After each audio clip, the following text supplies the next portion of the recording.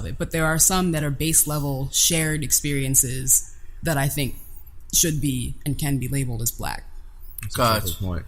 And kind of relating to that question that you just talked about as far as, you know, in the hiring process, I could have like a brief experience about that of, you know, someone not being from this country, how they were trying to interact with me. So I was, you know, applying for a job, you know, company kind of local East Bay and stuff. I won't name names or anything like that, but disclaimer. Yeah. So they could look at my LinkedIn, they could see my qualifications, you know, what I've done, that I'm more, you know, trending, already kind of at this, you know, acting as a team lead. So it's like a senior level type engineer. So, you know, I reached out to an HR person I had met before, and I was like, yeah, you know, maybe, you know, looking at your company and want to apply for, you know, some senior level positions. I was like, okay, cool. So then get a call from, I guess, a different HR person, and they, I can't, they definitely had an accent, so I definitely don't want to get into like any type of assumptions or, you know, racist things of my own. But either way, they obviously had looked at my profile and stuff, and I was like, I'm looking for a senior level position. They was like, well, why don't you apply for this one? It was like a junior, like entry level position. Oh. It's like, what the hell? Like, I think you'd rather be more fitted for this particular position. Like what the hell? Like, you see what I've done. You see that I'm, you know, leading other people. I'm showing facts here. Right. So why even insult me by suggesting that I apply to this position when I clearly said otherwise? Yeah. And not to digress from our conversation, but because of what the imagery of what black is, maybe amongst each other, we're coming up with all these awesome, empowering definitions, and that's great. But the outside world, it's like it's a complete flip of the coin in many ways. Absolutely. But and this is just my perspective, I'm not here to change minds, but when I say African American, I can point to a continent. I can point to a history, a strong history, in which we gave life to this earth as far as humanity is concerned, right? The oldest skeletal remains, the first civilization, the first kingdoms, right? Ergo, Egypt and otherwise, where we first learned to walk upright, right? I could do that when I say African American. That's just me. But anyway, so, which allows me to be unapologetically the person I am today, and I don't give a shit as far as my opinions. The moral of the story is that when you bring that into the hiring process in tech, that has to have some sort of an effect. And on our part, is there anything we can do to help that or to change that? I mean, are we just doomed because everybody else decides to be stupid, or what? And it's such a frustrating challenge, because once you do get in, you feel like you have to represent the entire race as a whole. You got all the answers, right?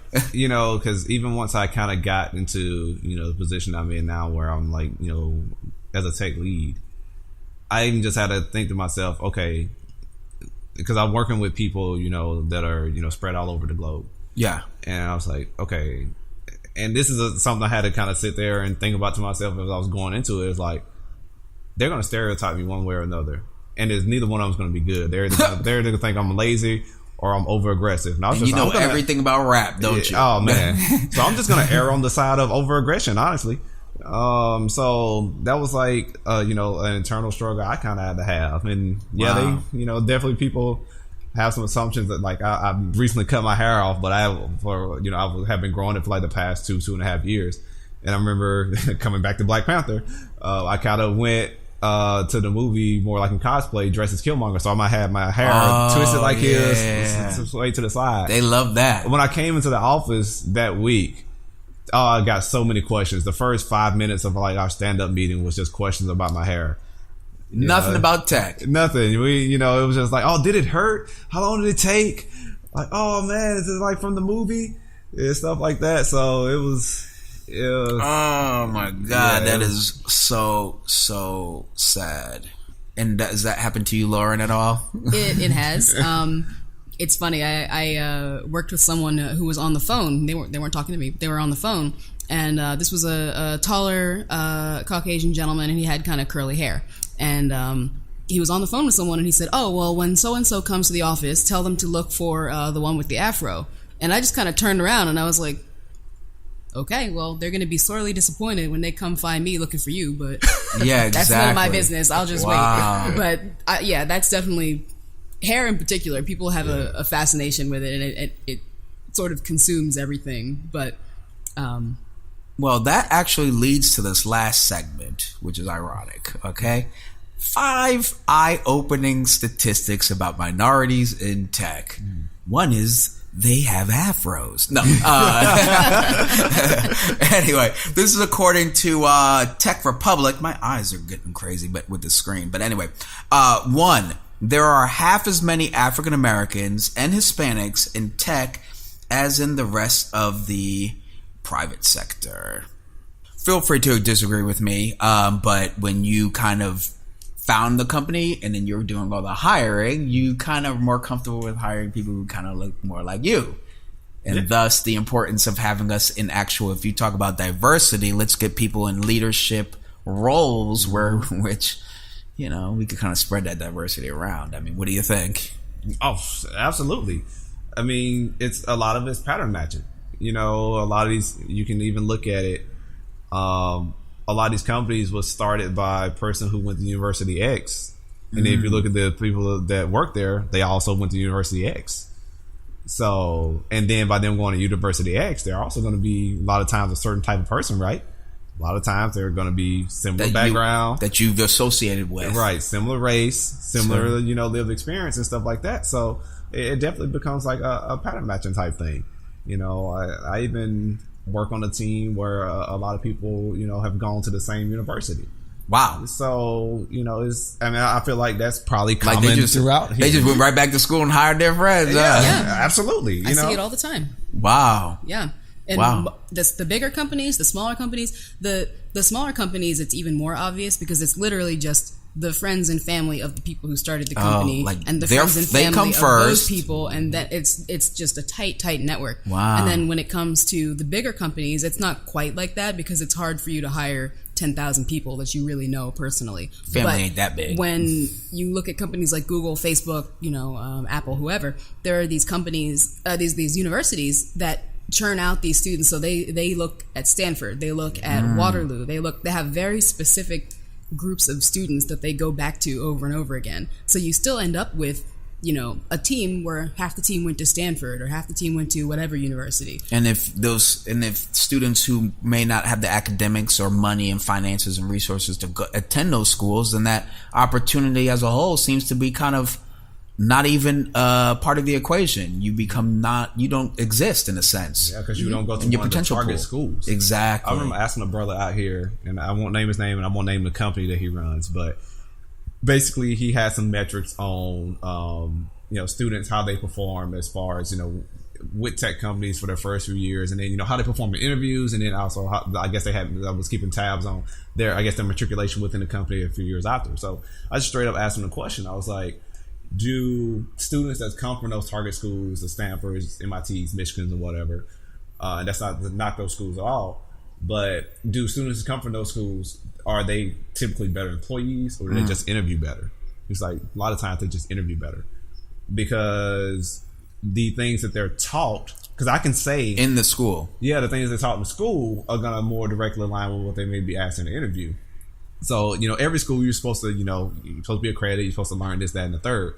But I will say my school, I loved it. It was a great school. Really didn't prepare me to pass a Silicon Valley style technical interview.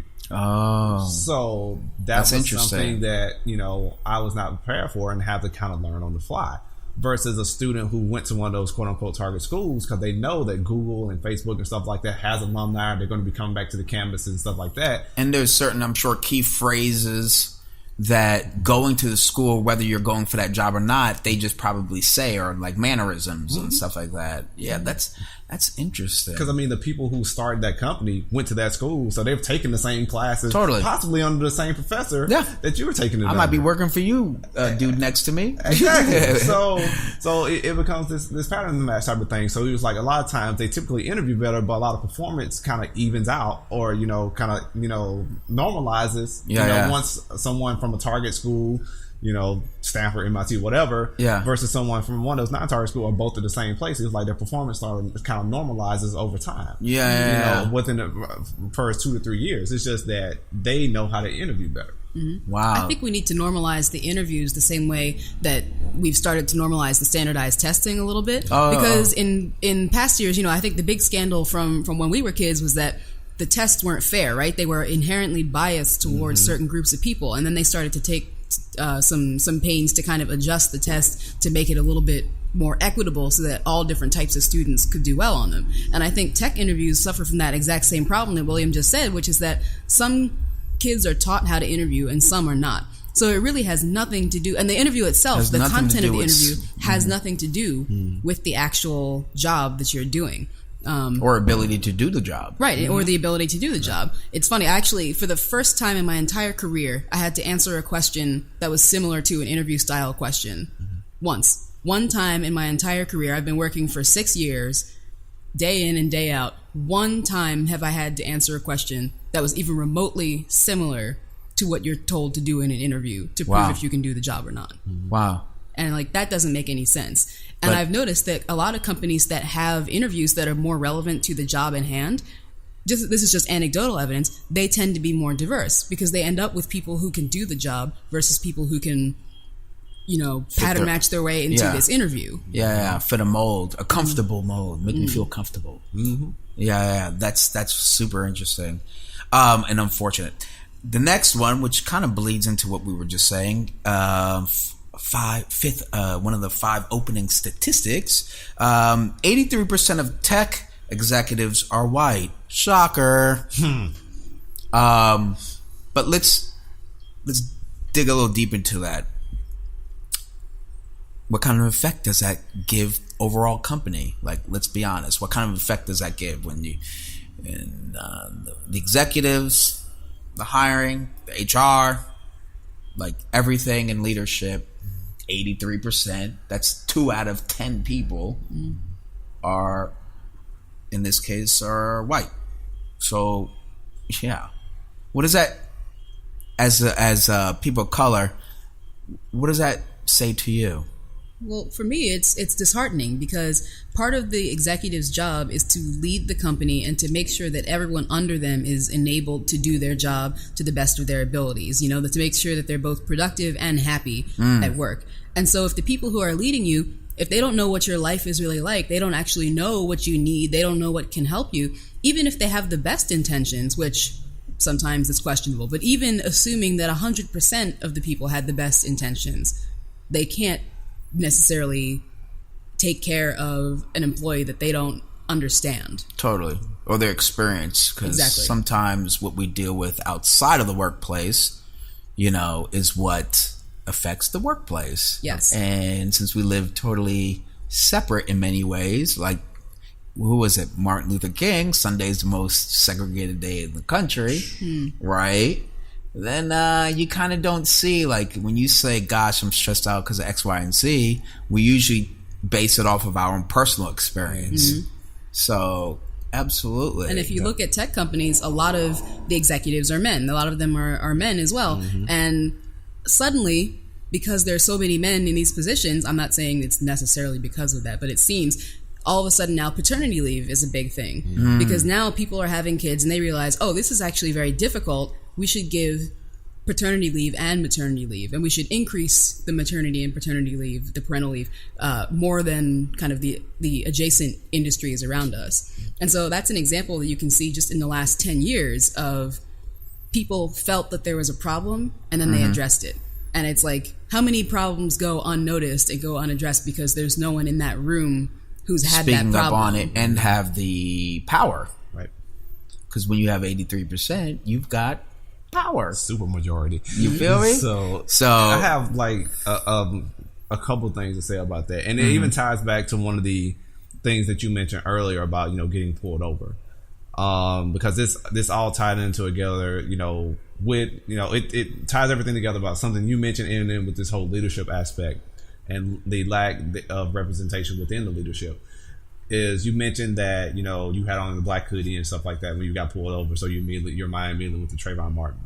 I remember, I think it was 2 years ago. My wife's birthday was just yesterday, And congrats, that's awesome. Yeah, so I remember Hey, she made it. You know, Yeah, I mean, she made I'm happy when I wake up. When I wake up tomorrow, trust and believe me, I don't need to send you a text. I'm smiling. Okay?